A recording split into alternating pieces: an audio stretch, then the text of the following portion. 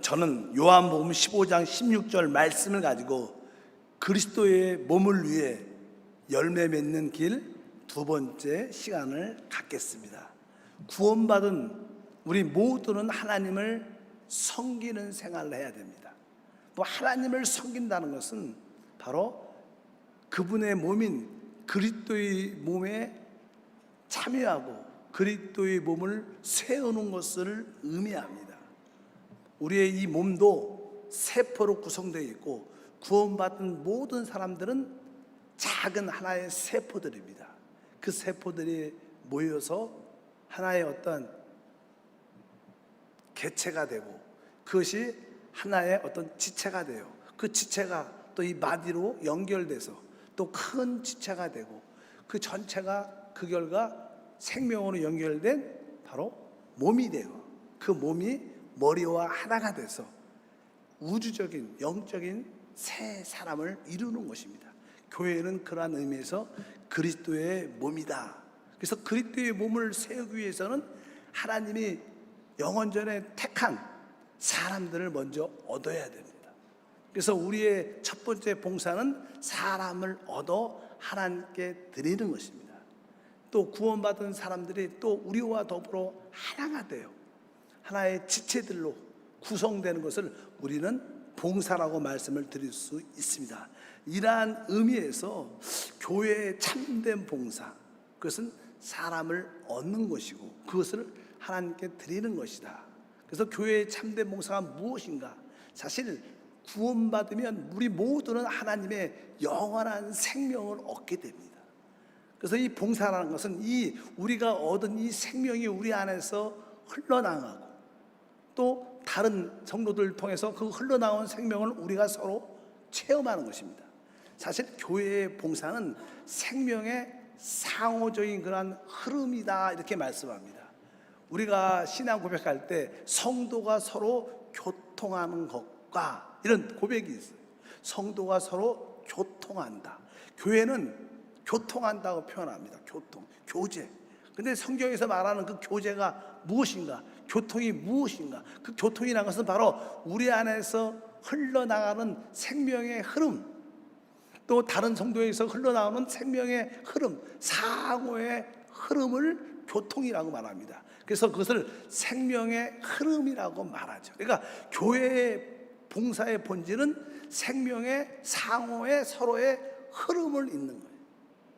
그래서 이 교회의 이 교통, 봉사에는 이 생명이 본질이 돼야 되고 이 생명의 흐름이 있어야 됩니다.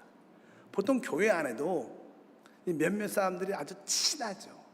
근데 사람들이 이렇게 모이는데 그 모임 안에는 생명의 흐름이 없습니다. 그냥 일반적인 대화, 서로 기호가 맞고 취미가 맞는 대화, 그것은 사교적인 모임이죠. 뭐 그들이 교회라는 이름으로 모였지만 거기는 사교적인 모임이지 진정한 교회의 모임이 아니죠. 진정한 교회의 모임은 생명을 흘러내보내고 또 흘러나오는 생명을 서로 누리는 겁니다. 그게 진정한 교회의 봉사인 것을 여러분들이 아시기를 바랍니다. 그래서 교회의 봉사의 본질은 생명의 뭐예요? 흐름이다. 국가별로 다 어떤 통화라는 게 있어요. 통화. 뭐 이게 그 다른 뜻이 아니라 미국의 그 모든 통화는 달러입니다. 달러. 또 일본은 엔화라고 부르죠. 우리 한국은 원화라고 부릅니다. 원화. 그래서 우리가 항상 100만 원, 1만 원, 뭐 1000만 원, 원이 우리 한국 돈의 통화예요. 통화, 원화. 이 교회는 어떠한 통화를 갖고 있냐? 교회의 통화는 생명입니다. 생명이 없으면 그것은 유통될 수가 없는 겁니다. 가치가 없는 거야. 마찬가지로 여러분들이 교회의 모든 봉사가 우리 안에 영접된 그 생명의 흐름을 내보내고 또 흐름을 받아들여서 서로 교제할 때 우리는 서로 은혜를 받게 됩니다. 그래서 우리 교회는 이렇게 모이면 서로 한 주 동안 은혜 받은 것, 깨달은 것을 서로 간증합니다. 그럴 때 그 간증을 통해서 우리는 생명을 받아들이고 생명을 흘러내보내기도 합니다. 이것은 뭐예요? 사람을 살리고 회복하기 위한 것. 이것이 진정한 봉사입니다. 교회의 진정한 봉사, 하나님을 위한 진정한 봉사는 다른 사람을 영적으로 살리고 회복하는 것이다. 이것은 생명의 상호적인 흐름을 갖는 것임을 여러분들이 깨닫길 주님으로 축복합니다. 우리가 진정한 교회의 봉사를 가지려면 또 한 가지 기억해야 될 것은 바로 다른 것이 아니라 다른 사람을 내가 살리고 회복하겠다는 그런 마음의 부담을 받아들이는 거예요. 원래 사람은 태어날 때부터 자기 중심밖에 자기밖에 모릅니다. 근데 우리가 성령으로 거듭날 때 우리는 새 생명을 얻게 됩니다. 새 생명은요, 어떤 마음이냐면 다른 사람을 살리고 회복하려는 그런 마음이 들게 돼 있어요. 새 생명 자체는 다른 사람을 살리고 회복하려는 그런 마음에 부담이 있게 돼요. 여러분들 모두가 구원받았기 때문에 내가 다른 사람을 어쩌든지 살리고 회복하겠다는 그런 부담이 우리 안에 있는데 그 부담을 여러분들이 붙잡아야 돼요. 그래서 여러분들은 다른 사람을 돌보고 회복하는 사람이 여러분 수중에 있어야지 진정한 봉사가 될 수 있다. 그래서 믿지 않는 사람에 대한 관심, 또 영적으로 어린 사람에 대한 관심, 시험 든 사람에 대한 관심, 또 새 사람이 들어왔으면 새 사람에 대한 관심, 이렇게 사람에 대한 관심을 여러분들이 가져야 돼요. 교회 생활하면서 다른 사람에 대한 관심이 없으면 그것은 참된 신앙의 모습이 아니라 또 하나님을 참되게 섬기는 모습이 아닌 것을 분명히 알고, 하나님, 내가 다른 사람을 살리고 회복하는 그런 부담을 받아들이게 도와주시고, 또한 내가 다른 사람을 살리고 회복하는 그러한 일에, 봉사에 참여할 수 있도록 은혜를 더하여 주시옵소서. 이런 마음으로 서로 만나고 접근해야 됩니다. 근데 보통 사실 우리는 아까 말씀드린 것처럼 태어날 때부터 다른 사람의 관심보다는 나한테만 관심 있는 게 우리의 모습입니다. 그래서 이것을 우리는 조금 이렇게 훈련받아야 돼요. 하나님, 내 중심에서 벗어나 다른 사람을 중심으로 바라볼 수 있는 그런 은혜와 훈련이 되게 도와주옵소서. 내 성격도 내 기질도 다른 사람을 관심하는 성격으로, 다른 사람을 관심하는 기질로 변화되게 도와주시옵소서. 그래서 교회 생활은 어느 정도는 훈련도 필요합니다. 그 훈련의 목적은 뭐예요? 다른 사람을 관심 갖고 다른 사람을 살리고 회복하기 위한 여러분들에게 마음의 어떤 결단과 은혜가 있기를 주님으로 축복합니다. 저는 개인적으로 우리 한세교회가 기도 제목 중에 하나가 마지막 때 영적으로 성숙한, 믿음으로 이기는 자 1,500명 되는 게 우리 사역자들의 비전입니다. 하나님, 우리 한세교회가 이기는 자 1,500명이 되게 도와 주시옵소서. 10년 이상 기도해 왔지만 이루지 않았어요. 못 이루었습니다. 한 800명 정도쯤 되는데 이 성도들이 계속 그 자리에 멈춰 있습니다. 제 생각으로는 한 분이 한 사람씩만 사람을 살리고 회복하면 곧 1,500명이 돼요. 근데 10년 동안 그것이 이루어지지 않습니다. 왜 그럴까? 첫 번째 원인은 제 잘못이죠. 제가 여러분을 잘 훈련시키지 못한 거예요. 첫 번째 원인은 그겁니다. 또 이런 말씀을 세게 많이 안 했어. 그냥 은혜만 받으면 되지 뭐. 그냥 주일 왔으면 됐지. 이런 아니란 생각 때문에 저는 이루지 못했다고 생각합니다. 그래서 다시 한번 우리 성도들에게 영적인 훈련도 세게 필요하다. 우리는 필히 한 사람씩 얻어야 돼요. 그런 의미에서 우리가 어떻게 그리스도의 몸을 위해 열매를 맺을 수 있는가? 우리가 몇 가지를 알아야 됩니다. 첫 번째, 우리는 주님은 포도나무고 우리가 가지인 것을 분명히 알아야 되고, 우리는 가지로서 분명한 열매를 맺어야 됩니다. 요한복음 15장 우리 한번 다 같이 1절과 2절 말씀을 보겠습니다. 나는 포도나무요 내 아버지는 농부라. 물은 내게 붙어 있어 열매를 맺지 아니하는 가지는 아버지께서 그것을 제거해 버리시고, 무릇 열매를 맺는 가지는 더 열매를 맺게 하려 그것을 깨끗하게 하시느니라. 오늘 말씀에 보면 우리 주님께서 나는 포도나무고 너희는 가지고 우리 아버지는 농부다. 여기서 분명하게 주님은 포도나무고 여러분과 나, 즉 구원받은 우리는 가지라는 거예요. 근데 가지는 필히 열매를 맺어야 된다. 열매를 맺어야 된다고 분명히 말씀합니다. 만약에 열매를 맺지 아니하면 아버지께서 그것을 제거해 버리신다. 그러나 무릇 열매를 맺는 가지는 더 열매를 맺게 하려 하여 그것을 깨끗하게 하신다. 제가 신학교 때 이렇게 좀 열정적인 마음을 갖고 주님을 사랑했었습니다. 주님도 사랑하고 거의 매일 하루에 한두 시간씩 나가서 복음을 전했어요. 근데 이상하게 몸이 약해서, 그렇게 안 보이지만 그 당시에는 약해서 점점 몸이 말라 있었어요. 근데 어느 순간에 밖에 나가서 예배를 드리고 밖을 가는데 쓰러졌어요. 눈을 딱 뜨니까 길가에 넘어진 거죠. 기절한 거죠. 눈을 뜨니까 앰뷸런스고 이제 병원에 이제 입원 수속을 하고 있더라고요. 나중에 이게 검사를 해보니까 십이지개양에 천공에 구멍이 나서 피가 너무 많이 새갖고, 그러니까 피가 빠져나가니까 뭐 그냥 여러 가지 연약함, 얼굴도 화해지고 피가 모자라서 아마 쓰러졌다 그냥 말을 하더라고요. 그래서 병원에 한 15일 이상 입원을 하게 됐는데, 그때 병원에서 하나님한테 물어봤습니다. 그때는 내가 주님을 되게 사랑했기 때문에 뭐 이런 거에 대해, 내가 아프고 이런 거에 대해서는 별로 불만이 없었어요. 그냥 하나님, 그래서 내가 주님을 사랑합니다. 근데 한 가지만 대답해 주세요. 하나님, 내가 왜 이러한 어려움을 겪어야 되죠? 저는 원망과 불평이 아니라 그 이유는 알고 싶습니다. 이유는 알고 있습니다. 하나님, 가르쳐 주세요. 가르쳐 주세요. 내가 왜 이러한 과정을 통과해야 될까요? 나름대로 열심히 주님을 사랑하고 또 열심히 전도하려고 열심히 노력도 하는데 왜 그럴까요? 그리고 기도를 계속 하니까 하나님이 요한복음 오늘 15장 1절과 2절 말씀을 주셨어요. 특별히 2절 끝에 이렇게 써 있습니다. 무릇 열매를 맺는 가지는 더 열매를 맺게 하려 하여 그것을 깨끗하게 하시느니라. 그러니까 너는 지금 열매를 맺으려고 하고 있다는 거예요. 그래서 더 열매를 많이 맺도록 깨끗하게 하는 중이다. 이 말씀을 받으니까 얼마나 위로가 되는지. 내가 뭘 잘못해서 직이 받는 게 아니라 열매를 맺고 있는데 열매를 더 많이 맺도록 깨끗하게 하는 거야. 그래서 나의 육신적인 모습, 연약한 모습을 다 하나님이 이러한 질병과 연약함을 더 정리하시고 열매를 맺게 한다. 이 말씀이 생각이 납니다. 어찌하든지 우리는 다 가지입니다. 우리는 열매를 맺어야 돼요. 만약에 우리가 열매를 맺지 아니하면 어떻게 될까?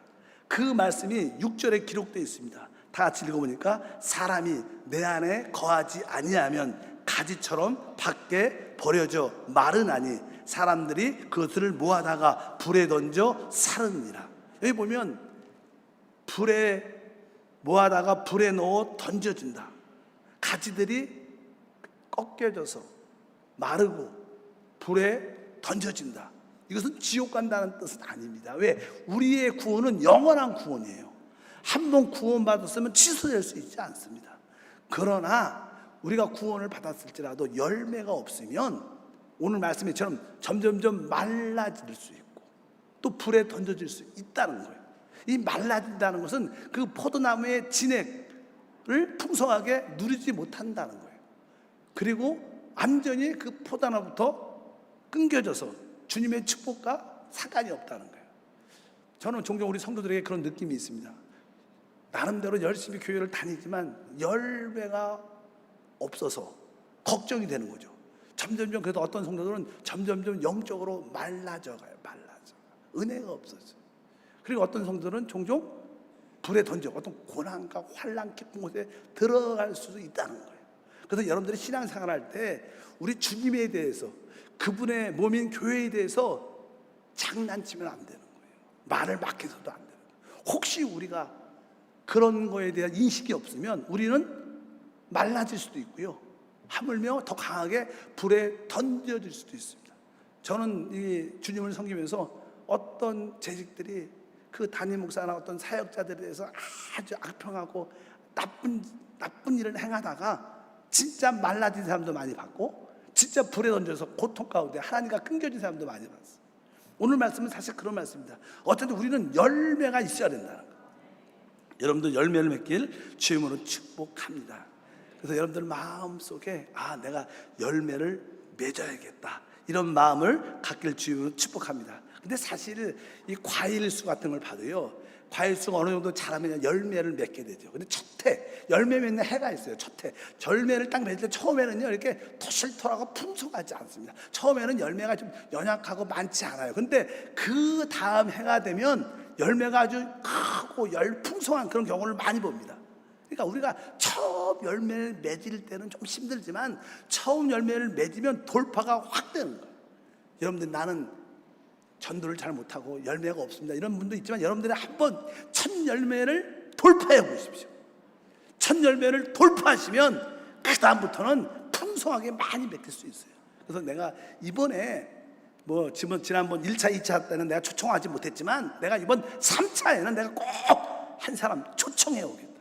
한번 한 사람을 살리고 회복해 보겠다. 이런 뜨거운 돌파를 한번 도전해 보시라. 도전.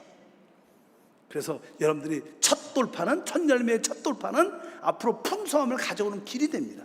그래서 한번 여러분들이 이 돌파를 한번 하시길 축복합니다. 첫 번째 열매를 맺음으로 말미암아 축복의 돌파를 갖기를 축복합니다. 그래서 나는 가지구나.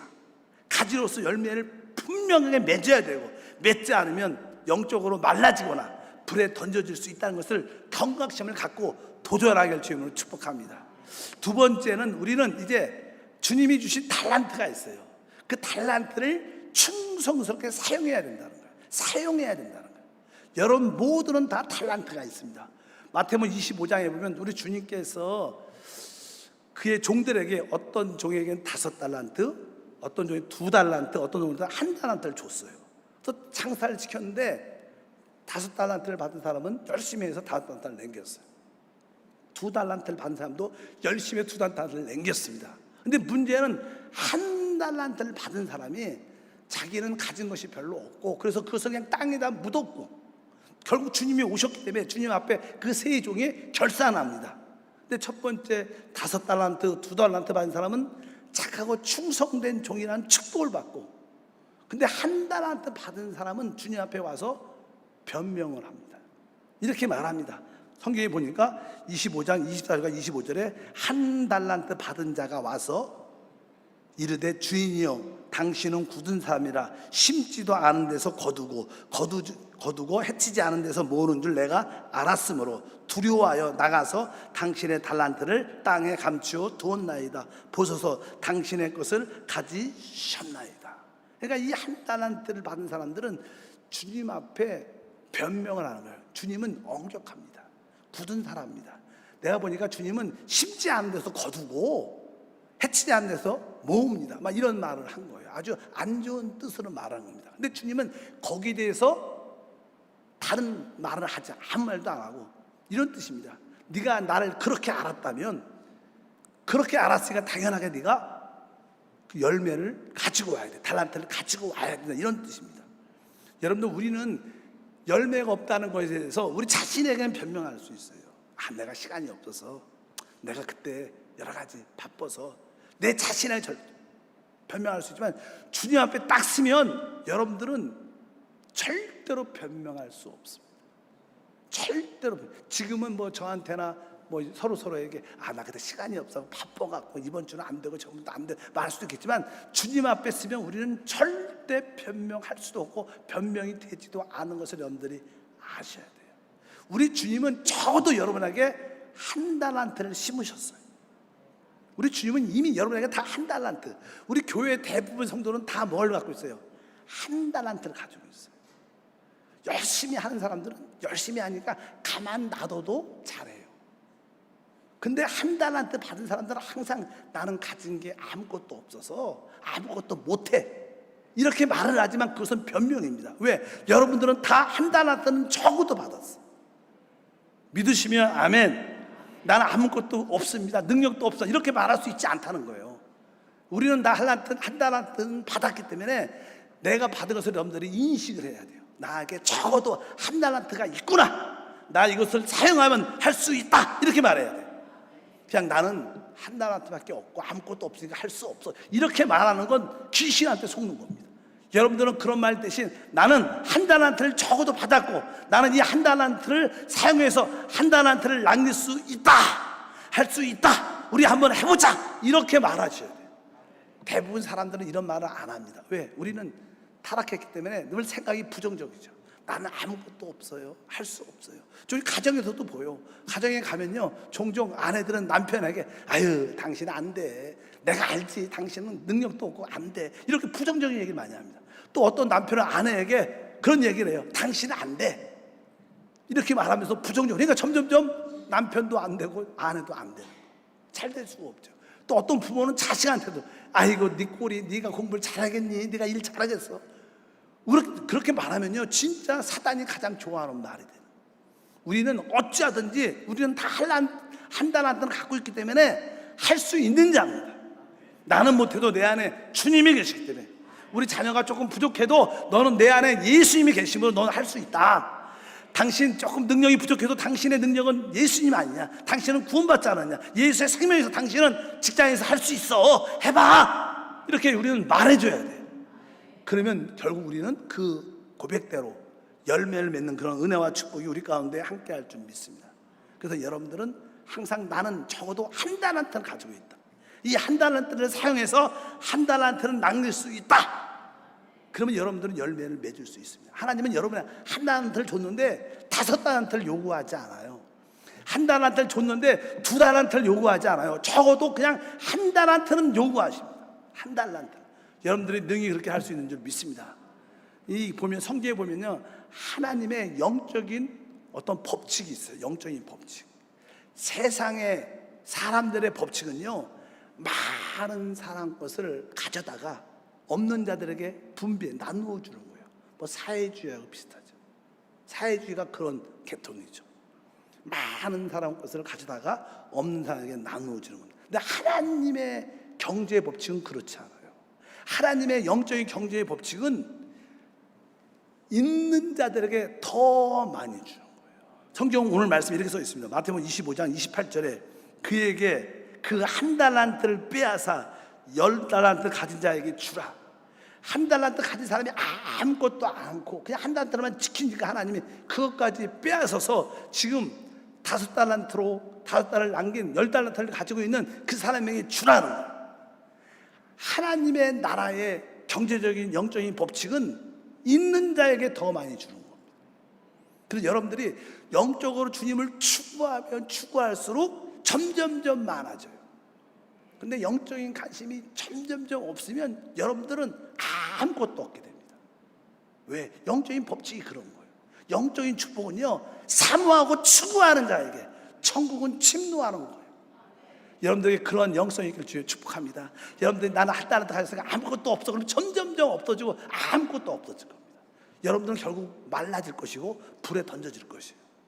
그러나 여러분들이 나는 한 달란트를 갖고 있어, 한 달란트를 통해서 나는 한 달란트를 남길 수 있어, 그럼 하나님은 그 위에 한 달란트를 더하셔서 풍성한 축복을 가지게 할 줄 믿습니다. 그래서 여러분들이 주님 앞에 변명하지 말고, 여러분들은 적어도 한 달란트를 다 가지고 있습니다. 아까 제가 말씀드렸습니다. 진짜 참된 교회, 진짜 교회는 한 달란트를 가진 성도들이 다 영적으로 일어나는 거예요. 교회 몇몇 사람만 봉사를 열심히 하는 게 교회가 아니라, 나는 못해요, 부족해요, 아무것도 없어요, 이런 사람, 한 달란트 가진 사람들이 다 일어나서 기관이나 부서나 교구에서 작은 일이라도 봉사할 때 그 교회는 진짜 교회예요.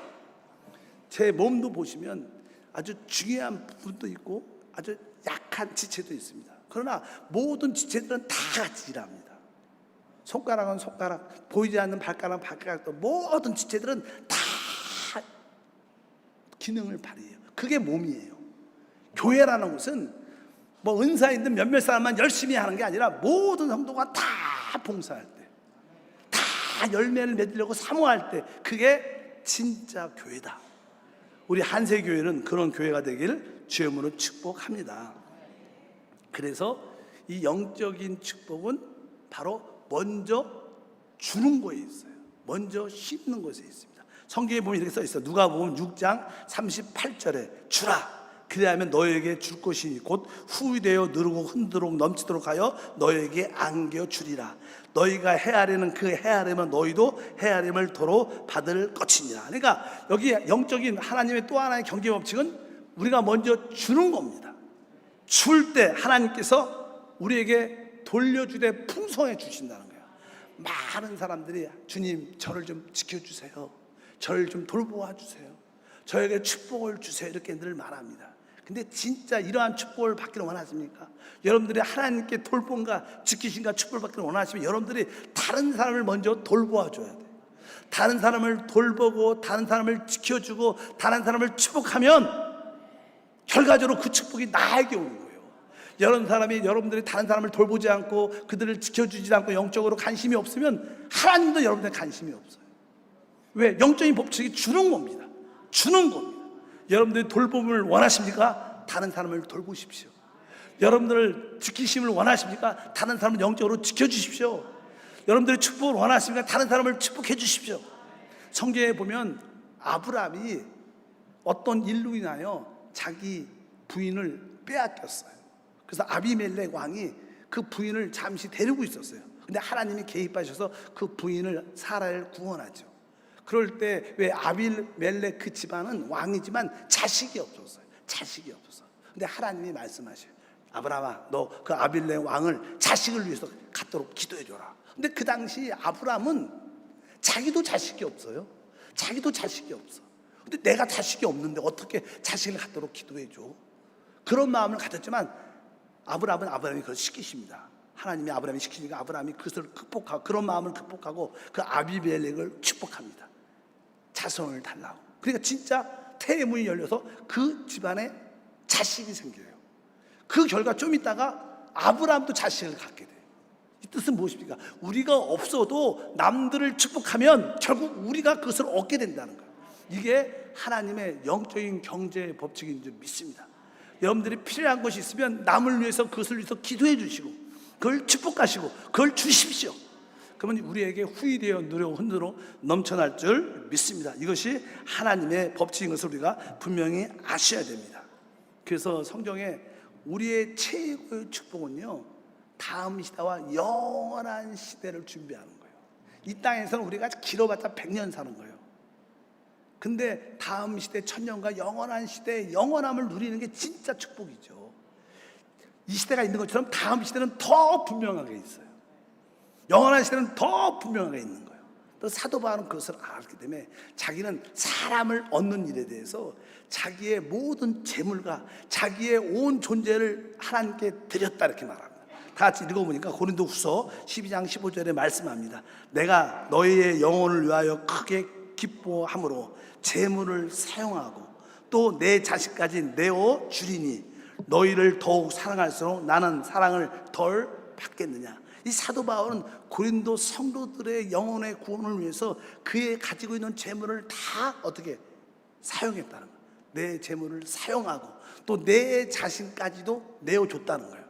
사람을 얻기 위해서, 사람을 살리기 위해서 내 재물도 쓰고 내 자신도 그의 시간을 다 드렸다는 거예요. 내 온 존재를 드렸다는 거예요. 그래서 이는 위대한 종이 될 수 있어요.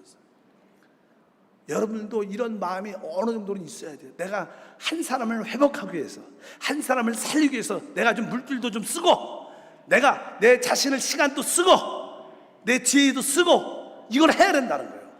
이게 진짜 신앙이에요. 여러분들은 저와 함께, 사역자와 함께 1500명을 이루어내야 돼요.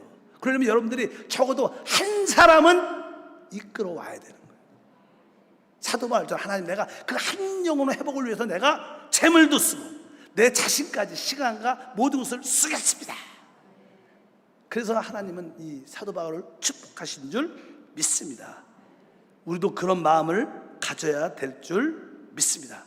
그럴 때 우리는 이 땅에서 승리하고 다음 시대와 영원한 시대에 승리하는 우리 모두가 될 것을 확신합니다.